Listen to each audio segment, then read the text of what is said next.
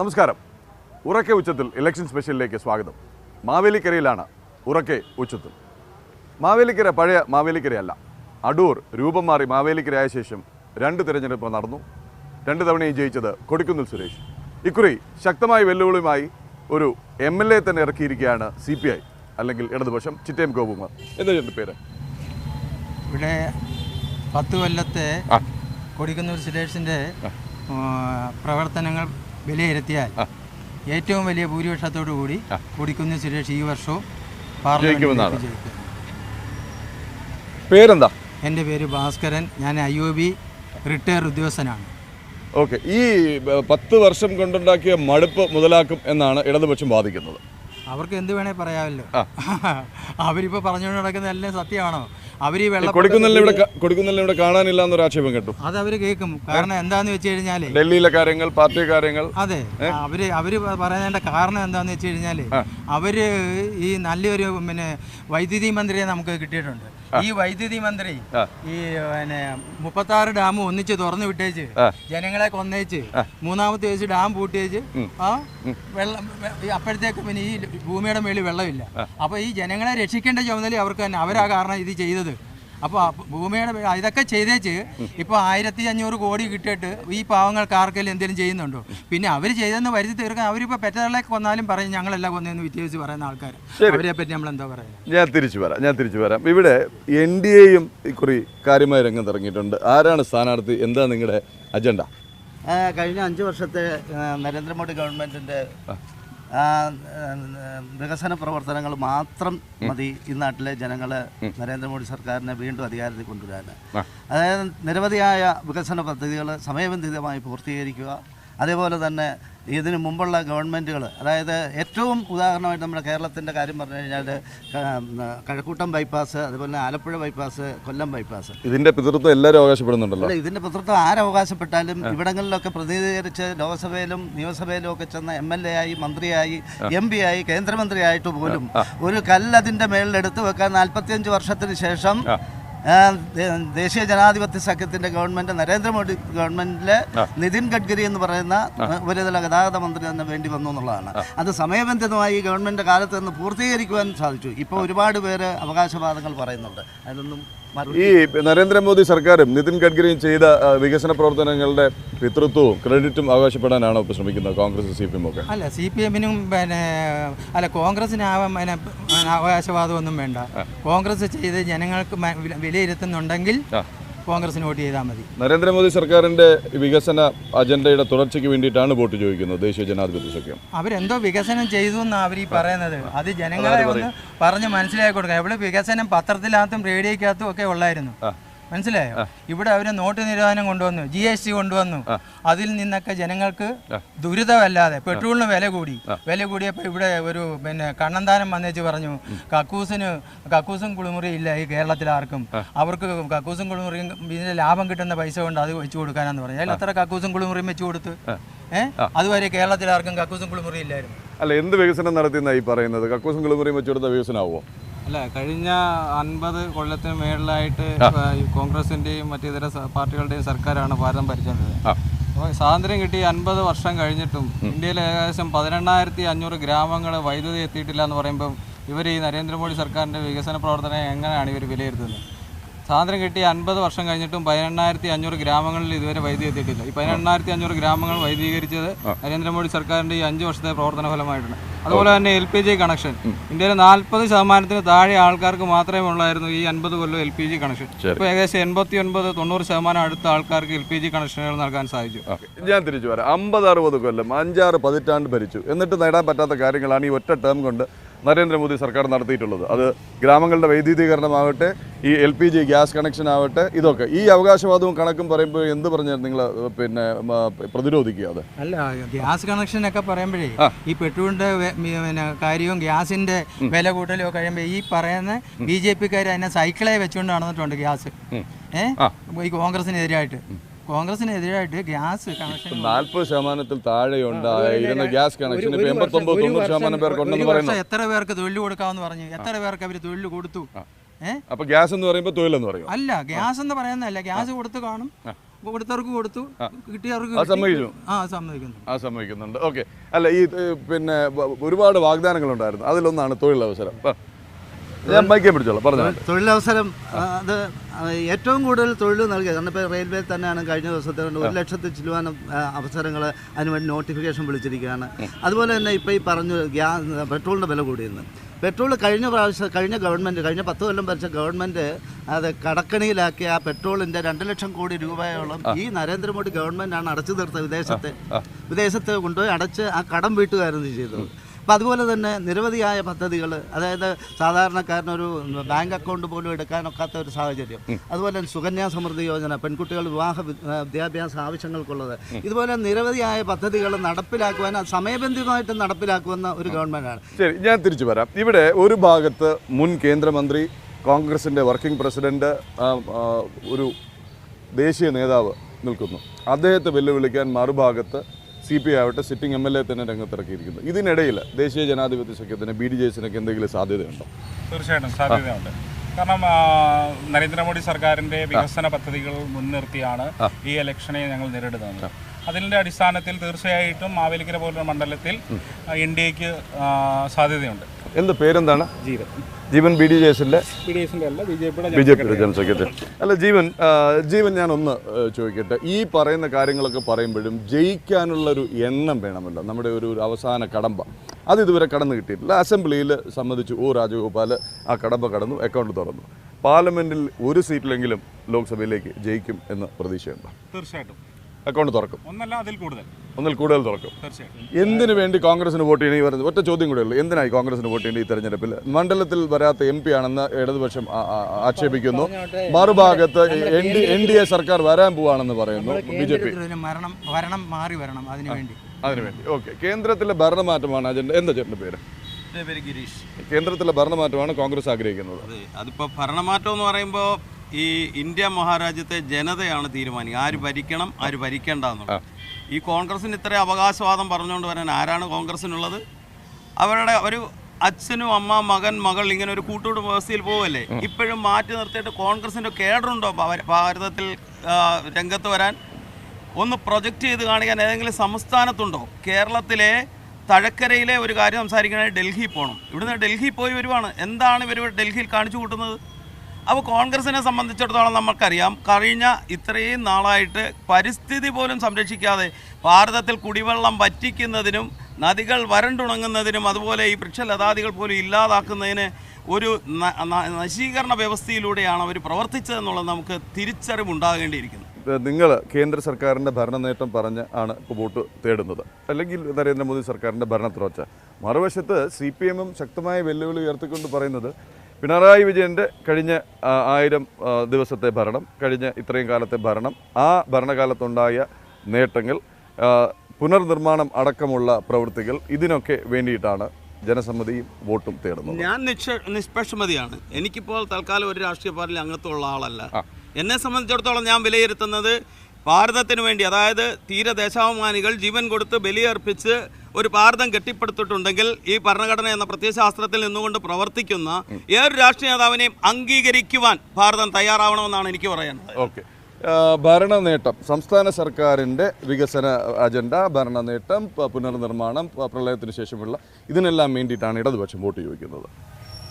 ഇടതുപക്ഷം വോട്ട് ചോദിക്കുന്നെങ്കിൽ അവർ പറയുന്ന ഭരണ നേട്ടം, ഇപ്പം പറയുന്ന 1000 ദിനങ്ങൾ എന്നവർ പറയുമ്പോൾ ഈ 1000 ദിനങ്ങളിൽ ഇവരുണ്ടാക്കിയ നേട്ടം എന്താണ് എന്നുള്ളതാണ് മറുചോദ്യം ചോദിക്കാനുള്ളത്. വലിയ പുസ്തകമാണ് അടിച്ചിറക്കിയിരിക്കുന്നത്, നേട്ടങ്ങൾ ഇങ്ങനെ എണ്ണി പറയുന്ന. ഈ 1000 ദിവസം കൊണ്ട് ഏറ്റവും കൂടുതൽ കൊലപാതകങ്ങൾ, അക്രമങ്ങൾ, ബാലപീഡനങ്ങൾ, പ്രളയം, അക്രമം, ഇതിൽ മുങ്ങിക്കുളിച്ച ഒരു ജനാധിപത്യ വിരുദ്ധ സർക്കാരാണ് പിണറായി വിജയന്റെ സർക്കാർ എന്നുള്ളത് ഇവിടുത്തെ ജനങ്ങൾ അടിവരയിട്ട് വിധിയെഴുതാൻ പോകുന്ന ഒരു തെരഞ്ഞെടുപ്പായിരിക്കും ഈ വരാൻ പോകുന്നത്. ഞാൻ വരാം. എന്താണ് മേലുള്ള കടന്നാക്രമണം നടത്തുന്ന ഒരു സർക്കാരാണ്. ഈ സർക്കാരിന് തീർച്ചയായും തിരിച്ചടി ഉണ്ടാവും. ഞാൻ തിരിച്ചെത്താം. എന്താ പേരും എൻ്റെ പേര് സതീഷ്. എന്താണ് തെരഞ്ഞെടുപ്പ് അജണ്ട എന്ന് സതീഷിന്റെ സംബന്ധിച്ച് പറയുമ്പോൾ ഈ കൊടുക്കുന്ന സുരേഷ് എം പി പറ്റി പറയുകയാണെങ്കിൽ അദ്ദേഹം ഈ ലോക്സഭാ മണ്ഡലത്തിൽ തികഞ്ഞ പരാജയം ആണെന്ന് തന്നെ പറയേണ്ടി വരും. 2 വട്ടം ജയിച്ചു. 2 വട്ടം ജയിച്ചു. അദ്ദേഹം ഇതിനു മുമ്പ് ഒരു തൊഴിൽ സഹമന്ത്രിയായിട്ട് ഇരുന്നിട്ടുള്ളതാണ്. ഇവിടുത്തെ പട്ടികജാതി പട്ടികവർഗ ചെറുപ്പക്കാർക്ക് വേണ്ടി എന്ത് തൊഴിൽ സ്ഥാപനമാണ് ഈ മണ്ഡലത്തിൽ അദ്ദേഹത്തിന് കൊണ്ടുവരാൻ കഴിഞ്ഞത്? ചേട്ടാ, ഈ പറന്ന് ഡൽഹിയിലൊക്കെ നടന്നിരുന്ന തൊഴിൽ മന്ത്രിക്ക് സ്വന്തം മണ്ഡലത്തിൽ 10 തൊഴിൽ കൊടുക്കാൻ പറ്റിയില്ലെന്ന് പറഞ്ഞു കഴിഞ്ഞാൽ അതിനെ എങ്ങനെയാണ് നിങ്ങൾ ചെറുക്കുക? സ്വന്തം മണ്ഡലത്തിൽ തൊഴിൽ കൊടുക്കാൻ പറ്റിയില്ലെന്ന് പറഞ്ഞു കഴിഞ്ഞാൽ അദ്ദേഹത്തിന് കേന്ദ്രത്തിൽ അതുപോലെ ചുമതലയൊക്കെ ഉള്ളതുകൊണ്ട് അദ്ദേഹത്തിന് നിങ്ങൾക്ക് അത് മനസ്സിലാവുന്നില്ല. അദ്ദേഹത്തിന് കേന്ദ്രത്തിൽ ഒരുപാട് ചുമതലയുള്ള മന്ത്രിയായിരുന്നു. അതിനിടയ്ക്കാണ് മണ്ഡലത്തിൽ തൊഴിൽ കൊടുക്കുന്നത്. അദ്ദേഹം പാർട്ടി സെക്രട്ടറി ആയല്ലേ വേണ്ടത്? ഞങ്ങൾക്ക് സംസാരിക്കാനുണ്ട്. അദ്ദേഹം കേന്ദ്രത്തിൽ പോയിട്ടുണ്ടെങ്കിൽ അദ്ദേഹത്തിന് തമിഴ്നാട്ടിലേക്ക് യാത്ര ചെയ്യാൻ കമ്പന്തേനി ഒരു പാത ഉണ്ടാക്കിയിട്ടുണ്ടല്ലോ. കൊല്ലത്തുനിന്ന് ഏറ്റവും കൂടുതൽ അപകടം നടക്കുന്ന അവിടെയാണ്. ഇവരുടെ വികസന പ്രവർത്തനങ്ങൾ എവിടെയാണെന്ന് കണ്ടുപിടിക്കേണ്ടിയിരിക്കുന്നു. അത് അന്വേഷണം നടത്തണം. എന്തിനാണ് ഒഴിയാപാത പോലെ മാറി നിൽക്കുന്നത്? എന്നും തലയിൽ ഡൈ അടിച്ചുകൊണ്ട് നിൽക്കുന്നത് എന്തിനാണ്? ഒരു ചെറുപ്പക്കാരല്ലേ, ഒരു ചെറുപ്പക്കാരിക്ക് ഇവർ 50% സ്ത്രീ സംവരണം പറയുന്നുണ്ടല്ലോ. അങ്ങനെയാണെങ്കിൽ എന്തുകൊണ്ട് കോൺഗ്രസ് മാവേലിക്കരയിൽ ഒരു സ്ത്രീയെ നിർത്തുന്നില്ല? എന്റെ പ്രധാന ചോദ്യമാണത്. അതിന് മറുപടി തരണം കോൺഗ്രസിന്റെ ഭാഗത്ത്. അല്ലല്ല, അദ്ദേഹത്തിന് മറുപടി പറഞ്ഞില്ല. അദ്ദേഹം ഡൽഹിയിൽ മന്ത്രിയായിരുന്നു, മറ്റൊരുപാട് ദേശീയ ചുമതലകൾ ഉണ്ടായിരുന്നു. അതുകൊണ്ടാണ് ഈ മണ്ഡലത്തിൽ തൊഴിലൊന്നും കൊടുക്കാൻ പറ്റാത്തതെന്നാണ് പറയുമ്പോൾ തന്നെ സ്വന്തം കോൺഗ്രസിന്റെ കഴിവുകേടാണ്. അതായത് കൊടുക്കൻ സുരേഷിന്റെ കഴിവുകേടാണ് ഇവിടെ പറയുന്നത്, കോൺഗ്രസ്സുകാർ പറയുന്നത്. സ്വന്തം മണ്ഡലത്തിൽ 10 പേർക്ക് തൊഴിൽ കൊടുക്കാൻ കഴിയുന്നില്ല, ഒരു സ്ഥാപനം കൊണ്ടുവരാൻ പറ്റുന്നില്ലെങ്കിൽ പിന്നെ അദ്ദേഹം 10 കൊല്ലം ഇവിടെ MP ആയിട്ടിരുന്നതും മുൻ തൊഴിൽ മന്ത്രിയായിട്ട് ഇരുന്നതും എന്ത് കാര്യമാണ്? സ്വന്തം മണ്ഡലത്തിൽ ചെയ്യാൻ പറ്റില്ല, അദ്ദേഹത്തിന് മറ്റെവിടെ ചെയ്യാൻ പറ്റും? ഈ മാവേലിക്കര മണ്ഡലത്തിന്റെ, അതായത് മാവേലിക്കരയുടെ പേരിലാണ് ഈ മണ്ഡലം അറിയപ്പെടുന്നത്. പഴയാടൂര്. അതെ, പഴയാടൂര്. ഈ മണ്ഡലം മാവേലിക്കര എന്നറിയപ്പെടുന്നത് മാവേലിക്കരയിലെ റെയിൽവേ സ്റ്റേഷന്റെ അവസ്ഥ. അവിടെ ചെന്ന് കഴിഞ്ഞാൽ നമുക്ക്, അതായത് MP ഫണ്ട് ഒരു വർഷം 5 കോടി രൂപ കിട്ടും. അങ്ങനെയാണെങ്കിൽ അദ്ദേഹം 10 വർഷമായിട്ട് ഈ മണ്ഡലത്തെ പ്രതിനിധീകരിക്കുന്ന ആളാണ്. അപ്പോൾ ഏകദേശം 50 കോടി രൂപ അദ്ദേഹത്തിന്റെ MP ഫണ്ടിൽ പുള്ളിക്ക് കിട്ടിയിട്ടുണ്ട്. പക്ഷേ ഇവിടെ ആ റെയിൽവേ സ്റ്റേഷനിൽ ഒരു നല്ല ബാത്റൂം ഇല്ല, ഒന്ന് മൂത്രമൊഴിക്കാനൊക്കത്തില്ല. അതിന് പോലും ചെലവാക്കാൻ സാധിക്കാത്ത ഒരു MP ആണ് ഇത്. പിന്നെ അതിന് അവിടെ ഒരാൾക്കൊരു വെള്ളം വേണം, ഒരു കുപ്പി വെള്ളം വേണമെന്ന് വെച്ചാൽ അവിടെ ഒരു ചെറിയ സ്റ്റാള് പോലും ചെയ്തിട്ടില്ല. എന്ന് വെച്ചാൽ പൂർണ്ണമായും പരാജയമാണ്. ഈ 10 കൊല്ലമായി കിട്ടിയ 50 കോടി രൂപ അദ്ദേഹം എന്ത് ചെയ്യുകയായിരുന്നു? അല്ല, എന്തിനാ ഇങ്ങനൊരു MP എന്നാണ് ചോദ്യം. അല്ല, ഇലക്ഷൻ വരുമ്പോൾ പല ആരോപണങ്ങളും അതിൽ നിന്നുണ്ടാകും. മനസ്സിലായി? അവർ റെയിൽവേ സ്റ്റേഷനിൽ പോയിട്ടില്ലായിരുന്നു. മാവേലിക്കര റെയിൽവേ സ്റ്റേഷനിൽ പോകുമ്പോൾ പറയണം. നിങ്ങൾ റെയിൽവേ സ്റ്റേഷനിൽ പോകാതാണോ ഈ പറയുന്നത്? പിന്നെ നിങ്ങൾ 1000 ദിവസത്തെ ഭരണം ചോദിച്ചല്ലോ. 1000 കൊല്ലത്തെ LDF വന്നാൽ എല്ലാം ശരിയാക്കുമെന്ന് പറഞ്ഞു. ഇവിടുത്തെ പാവപ്പെട്ട ജനങ്ങളെ അവരെല്ലാം ശരിയാക്കി. അവരെല്ലാം കുത്തുകയും കൊല്ലിയും വെട്ടിക്കീറിയും അവരെല്ലാം ശരിയാക്കിയിട്ടുണ്ട്. പിന്നെ ഈ ഭരണ നേട്ടം എന്ന് പറഞ്ഞ അവരെന്തോ ഭരണ നേട്ടം കൊണ്ട് ജനങ്ങളുടെ മുമ്പിലോട്ട് വരാനാ. എന്താ പേര്? എൻ്റെ പേര് ഉമ്മ വിജയകുമാർ. ഞാൻ ഈ മാവേലിക്കര മുനിസിപ്പാലിറ്റിയിലെ കൗൺസിലറാണ്. ഓക്കെ, പറഞ്ഞാട്ടെ, എന്തായിരിക്കും ഇത്തവണത്തെ തെരഞ്ഞെടുപ്പ് അജണ്ട? ഇത്തവണത്തെ തെരഞ്ഞെടുപ്പ് ലോകാരാധ്യനായ നരേന്ദ്രമോദിജിയുടെ ഭരണത്തിന്റെ വിധിയെഴുത്തായിരിക്കും. തീർച്ചയായിട്ടും ബഹുഭൂരിപക്ഷത്തോടുകൂടി അദ്ദേഹം വീണ്ടും ഭരണത്തിൽ ഉണ്ടാകുമെന്നാണ് ഞങ്ങൾ പറയുന്നത്. 100% ഉറപ്പുണ്ട് അദ്ദേഹം ഭരണത്തിൽ വരുന്നു. അദ്ദേഹത്തിന്റെ ഒരു മന്ത്രിസഭ ഉണ്ടാകുമെന്ന്. കൗൺസിലറാണ്, ഒപ്പം ഒരു വീട്ടമ്മയുമാണ്. ഒരു വീട്ടമ്മ എന്നുള്ള നിലയിൽ ഈ തെരഞ്ഞെടുപ്പിൽ മുന്നോട്ട് വെക്കേണ്ട അജണ്ട എന്തായിരിക്കണം? അല്ലെങ്കിൽ ഉയരുന്ന വിഷയങ്ങൾ, അല്ലെങ്കിൽ വോട്ടർമാരെ ചിന്തിപ്പിക്കേണ്ട വിഷയങ്ങൾ എന്താണ്? മെയിനായിട്ടുണ്ടാകുന്ന സ്ത്രീകളുടെ സുരക്ഷയാണ്. ഇന്ന് സ്ത്രീകൾക്ക് പുറത്തേക്ക് ഇറങ്ങി നടക്കാൻ പറ്റാത്ത അവസ്ഥയാണ് ഉണ്ടായിരിക്കുന്നത്. കൂടാതെ നമ്മുടെ മാവേലിക്കര മണ്ഡലത്തെ സംബന്ധിച്ച് പറയുകയാണെങ്കിൽ മാറി വരുന്ന ഭരണകർത്താക്കൾ കുടിവെള്ളക്ഷാമം പരിഹരിക്കുന്നതിനായി ഇന്നുവരെ ഒന്നും ചെയ്തിട്ടില്ല. ഈ പ്രളയ ദുരന്തം അനുഭവിച്ചതിന് ശേഷം ജനങ്ങൾ ഒട്ടേറെ ബുദ്ധിമുട്ടുകയാണ്. അതിൽ വീടുകൾക്ക് കേടുപാടുകൾ സംഭവിച്ചിട്ടുണ്ട്. അതിനൊന്നും ഇന്നുവരെ ഒരു സഹായവും ലഭിച്ചിട്ടില്ല. അപ്പോൾ അതിനൊക്കെയുള്ള ഒരു പരിഹാരം എന്ന രീതിയിൽ അത് ഏത് സർക്കാർ ഭരണത്തിൽ വന്നാലും അതിന് പരിഹാരം കാണുന്നത് അത്യാവശ്യമാണ്. ഇതിന് ഒരു വിധിയെഴുത്തായിരിക്കും, നരേന്ദ്രമോദി സർക്കാരിൻ്റെ ഒരു വിധിയെഴുത്തായിരിക്കും ഇതെന്ന് നമുക്ക് 100% പറയാൻ. അദ്ദേഹം വീണ്ടും ഭരണത്തിൽ വരുമെന്നുള്ളതാണ്. നമുക്ക് കൂടുതൽ ശബ്ദങ്ങൾ കേൾക്കാം ഉറക്കെ ഉച്ചത്തിൽ. മാവേലിക്കര മണ്ഡലം ഉണ്ടായിട്ട് 2 തെരഞ്ഞെടുപ്പേ നടന്നിട്ടുള്ളൂ. അടൂർ മാറി മാവേലിക്കലായ ശേഷം 2 തവണയും കൊടുക്കുന്ന സുരേഷാണ് MP. ദേശീയ നേതാവ്, കോൺഗ്രസിൻ്റെ വർക്കിംഗ് പ്രസിഡന്റ്, മുൻ മന്ത്രി. വലിയ പരിവേഷത്തിലാണ് അദ്ദേഹം വരുന്നത്. ഇത്തവണ പിടിച്ചു കെട്ടാനാവും എന്നുള്ള വിശ്വാസമുണ്ടോ? ഇത്തവണ വിശ്വാസമല്ല, ഉറപ്പായി ഇടതുപക്ഷം ജയിക്കും. ഇടതുപക്ഷ ജനാധിപത്യ മുന്നണി നല്ല ഭൂരിപക്ഷത്തിലാവും ഇത്തവണ മാവേലിക്കര പാർലമെൻറ്റ് മണ്ഡലം തിരികെ പിടിക്കുക. പരിവേഷങ്ങളൊന്നും അല്ല പ്രശ്നം. കഴിഞ്ഞ 10 വർഷമായി ഈ മണ്ഡലത്തിൽ പ്രത്യേകിച്ച് ഒരു വികസന പ്രവർത്തനവും ചെയ്യാത്ത ഒരാൾക്കെതിരായ വലിയ ജനവികാരം. ആ ജനവികാരം ഇടതുപക്ഷത്തിന് അനുകൂലമാണ്. വളരെ ശക്തമായിട്ട് BJP BDJS കക്ഷികളും ഇത് ഉന്നയിക്കുന്നുണ്ട്. മണ്ഡലത്തിലെ മുരടിപ്പ്, മണ്ഡലത്തിൽ കാണാനില്ലാത്ത MP, അതിനൊപ്പം തന്നെ മണ്ഡലത്തിലെ പ്രാദേശിക തലത്തിലുള്ള വികസനം അവർ ഉന്നയിക്കുന്നു ഒരു വിഷയമായിട്ട്. താങ്കൾ ഇവിടുത്തെ MLA കൂടിയാണ്. അപ്പോൾ ഇടതുപക്ഷ സർക്കാരിനെതിരെ കൂടി തിരിച്ചു വയ്ക്കുന്നു കോൺഗ്രസും BDJSും. കഴിഞ്ഞ 1000 ദിനങ്ങൾക്കുള്ളിൽ 600 കോടി രൂപയ്ക്കടുത്തുള്ള വികസന പ്രവർത്തനങ്ങൾ നടന്ന മണ്ഡലമാണ് മാവേലിക്കര. ഓക്കെ. കുടിവെള്ള പ്രശ്നമാണ് പ്രധാനമായിട്ട് ഉയർത്തിയത്. പാറ്റൂർ കുടിവെള്ള പദ്ധതി ഒരു പ്രധാനപ്പെട്ട പ്രശ്നമായിരുന്നു. അത് പൂർത്തീകരിച്ച് സമർപ്പിച്ചത് ഈ ഗവൺമെന്റ് കാലത്താണ്.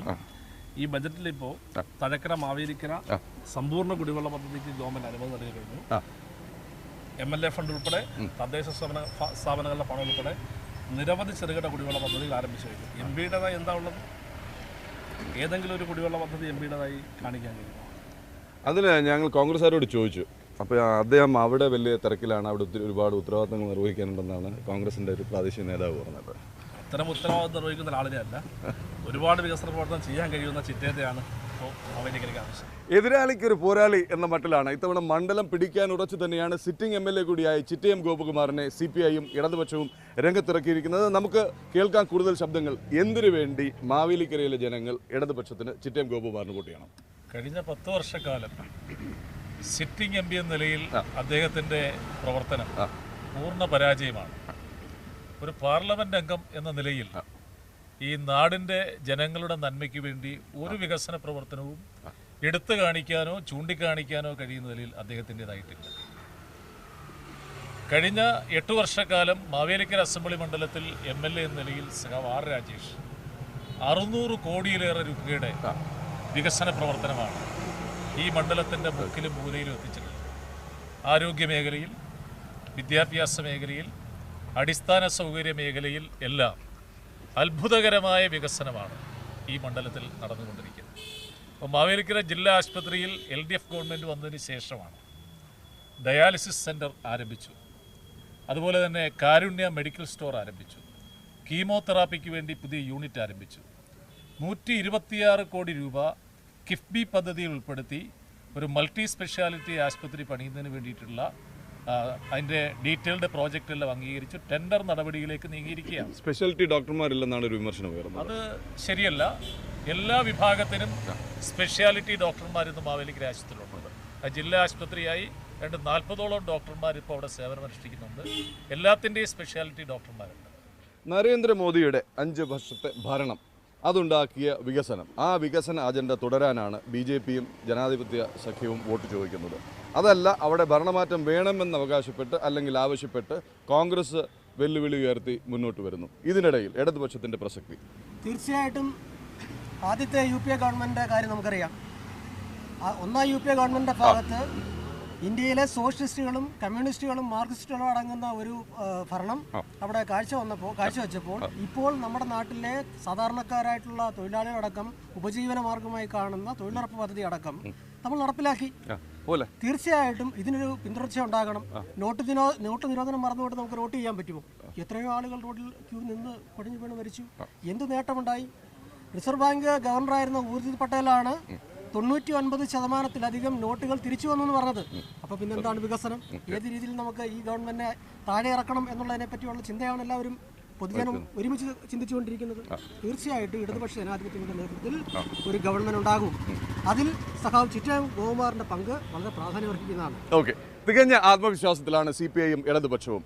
കഴിഞ്ഞ 5 വർഷം കൊണ്ട്, അതിന് മുമ്പുള്ള 50 or 60 വർഷം കൊണ്ട് ഉണ്ടാക്കാൻ പറ്റാത്ത നേട്ടങ്ങൾ ഉണ്ടാക്കി എന്നുള്ളൊരു അവകാശവാദം BJP ഉന്നയിക്കുന്നുണ്ട്. അതായത് 18,000-ഓളം വീടുകളിൽ വൈദ്യുതി എത്തിക്കുന്നു. 18 ലക്ഷത്തോളം വൈദ്യുതി ഇല്ലാത്ത വീടുകളിൽ വൈദ്യുതി എത്തിക്കാനുള്ള ശ്രമം നടക്കുന്നു.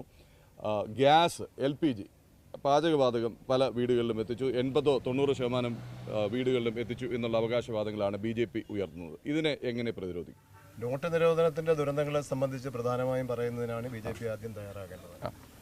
നോട്ട് നിരോധനം ഉണ്ടാക്കിയ ദുരന്തങ്ങളിലൂടെ നാട് സഞ്ചരിക്കുകയും ഇടത്തരക്കാർ ആത്മഹത്യ ചെയ്യുകയും ബാങ്കിൻ്റെ മുമ്പിൽ ക്യൂ നിൽക്കുകയും എല്ലാം ചെയ്ത മുൻകാല അനുഭവങ്ങളെ സംബന്ധിച്ച് ജനങ്ങളിൽ നിന്ന് മറക്കാൻ അല്ലെങ്കിൽ ജനങ്ങളെ ആ രീതിയിൽ ചിന്തിക്കാതിരിക്കുന്നതിന് വേണ്ടിയാണ് വികസന അജണ്ടകൾ ചർച്ച ചെയ്യാതെ ചില പ്രത്യേക അജണ്ടകൾ മാത്രം ചർച്ച ചെയ്യുന്നതിന് വേണ്ടിയുള്ള ലക്ഷ്യത്തോടെ BJP സഞ്ചരിക്കുന്നു.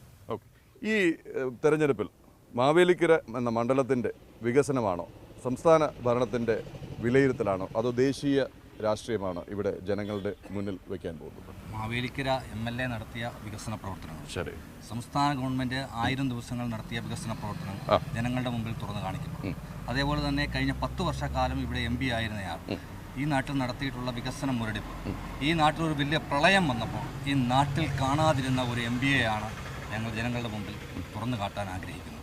ഒറ്റ ചോദ്യം കൂടിയുള്ളൂ, എന്തിനു വേണ്ടിയിട്ടാണ് ഇവിടുത്തെ ജനങ്ങൾ ചിറ്റയം ഗോപകുമാറിന് വോട്ട് ചെയ്യേണ്ടത്? അവരുടെ മുന്നിൽ ഉയരുന്ന പ്രധാന പ്രശ്നം ഇന്ത്യ നിലനിൽക്കാൻ, നാടിൻ്റെ ജനാധിപത്യം നിലനിൽക്കാൻ ഒരു മതനിരപേക്ഷ ഇന്ത്യക്കാണ്.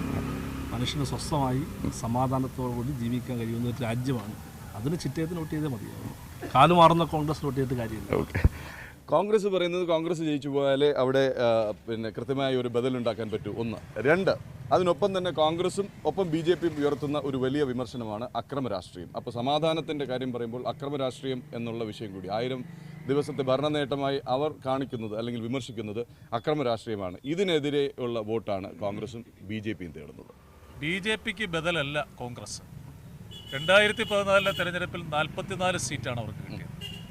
ഇന്ന് ഇന്ത്യയിലെ 29 സ്റ്റേറ്റുകളിൽ വിരലിലെണ്ണാവുന്ന ചില സ്റ്റേറ്റുകളിൽ മാത്രമാണ് കോൺഗ്രസ് ഉള്ളത്. ഇന്ത്യയിൽ ഏറ്റവും കൂടുതൽ MPമാരെ പ്രദാനം ചെയ്യുന്ന സംസ്ഥാനങ്ങളിൽ കോൺഗ്രസും BJPയും തമ്മിലല്ല പ്രധാന മത്സരം.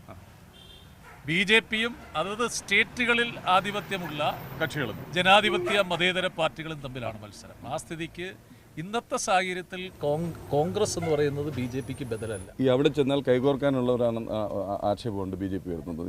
ഇവിടുത്തെ മത്സരം കാണണ്ടാണ്. BJP അധികാരത്തിൽ വരാതിരിക്കാൻ ഇടതുപക്ഷ ജനാധിപത്യ മുന്നണിക്ക് ഇന്ത്യൻ പാർലമെന്റിൽ സീറ്റ് ഉണ്ടാവേണ്ടത് അനിവാര്യമാണ്. ഇടതുപക്ഷത്തിന്റെ നേതൃത്വം ഉണ്ടാവും. രാജ്യത്തെ മതനിരപേക്ഷ കക്ഷികളെല്ലാം ഇടതുപക്ഷം കൂട്ടിയോജിപ്പിക്കും. അതിന് നേതൃത്വമായി ഇടതുപക്ഷം ഉണ്ടാവും. ഓക്കെ, 5 വർഷത്തെ ഭരണ നേട്ടം അത് എണ്ണിപ്പറഞ്ഞ് അതിൻ്റെ തുടർച്ച ആവശ്യപ്പെട്ട് BJPയും ദേശീയ ജനാധിപത്യ സഖ്യവും കേന്ദ്രത്തിൽ ഭരണമാറ്റം വേണം, സമാധാനപരമായ ഭരണമുണ്ടാവണം, നാട്ടിൽ ഐശ്വര്യവും നന്മയും സമാധാനവും തുടരണം എന്ന മുദ്രാവാക്യമുയർത്തി കോൺഗ്രസും ഐക്യജനാധിപത്യ മുന്നണിയും. R. രാജേഷ് എന്ന MLA മുന്നിൽ നിന്ന് നയിക്കുന്നു ഇടതുപക്ഷത്തിൻ്റെ പടനീക്കം. മണ്ഡലത്തിൽ ഇതുവരെ കാഴ്ചവെച്ച വികസന പ്രവർത്തനങ്ങൾ അക്കമിട്ട് എണ്ണിപ്പറഞ്ഞ് ഇത് മാവേലിക്കര മണ്ഡലത്തിൽ ഒട്ടാകെ വികസിപ്പിക്കാൻ, ഒട്ടാകെ പടരാനായി ചിറ്റയം ഗോപകുമാറിനൊരു വോട്ട്, തഴക്കരയും മറ്റക്കരയും നാടും അറിയുന്ന ഒരു MP വേണം എന്നുള്ള ആവശ്യമുയർത്തി ഇടതുപക്ഷം പട നയിക്കുന്നു. ഉറക്കെ ഉച്ചത്തിൽ ഇലക്ഷൻ സ്പെഷ്യൽ സമാപിക്കുന്നില്ല. മറ്റൊരു മണ്ഡലത്തിലെ വിശേഷവുമായി വീണ്ടും എത്താം. നമസ്കാരം.